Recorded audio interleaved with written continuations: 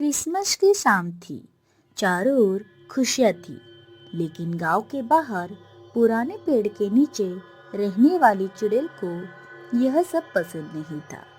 उसको बच्चों की हंसी बिल्कुल अच्छी नहीं लगती थी। चुड़ैल अपने घर में थी। वह जोर जोर से गुर्रा रही थी। ये शोर, मैं इस क्रिसमस को बर्बाद करके रहूंगी। आज रात कोई खुश नहीं होगा। उसी गांव में समीर और समीक्षा रहते थे। वह अपने घर के बाहर एक छोटा सजा हुआ क्रिसमस ट्री लगा रहे थे।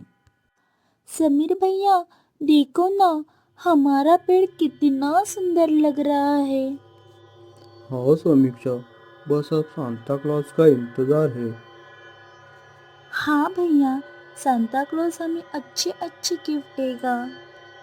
मुझे तो रात भर नींद ही नहीं आएगी। मुझे भी रात में नींद नहीं आएगी। रात हो जाती है। चुड़ैल अपने घर में जोर जोर से गुर्रा रही थी। ये लोगों ने तो मुझे परेशान करके रखा है। आज रात में इन लोगों की क्रिसमस बर्बाद करके रहूंगी। फिर देखती हूँ ये कैसे शोर मचाते हैं। रात होने के बाद चुड़ैल गांव में आती है और लोगों की क्रिसमस ट्री खराब कर देती है। उसके बाद चुड़ैल हंसने लगती है। हा हा हा, अब मैं भी देखती हूँ ये लोग क्रिसमस कैसे मनाते हैं। हा हा हा। तभी चुड़ैल अपने घर वापस चली जाती है। सुबह हो जाती है। बच्चे घर के बाहर आकर देखते हैं कि क्रिसमस ट्री गिर गई है। हमारा क्रिसमस ट्री किसने खराब किया? मुझे लगता है कि उसी चुड़ैल का काम है। उसने ही हमारा क्रिसमस ट्री गिराया है। मुझे भी लगता है कि उसी ने गिराया है हमारा क्रिसमस ट्री।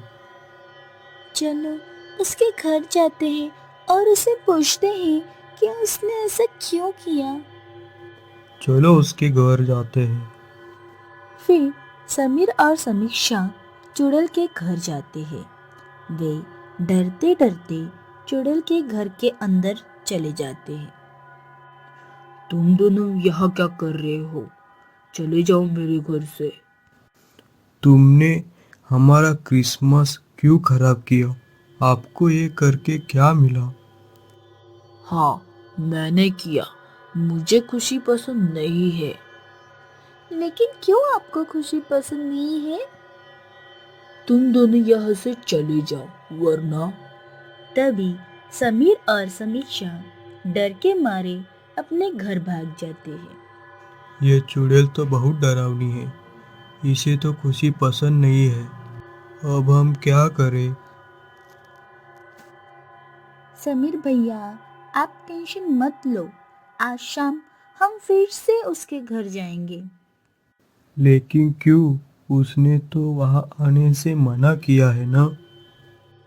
अरे भैया, आप मेरे साथ चलो, फिर देखो मैं क्या करती हूँ।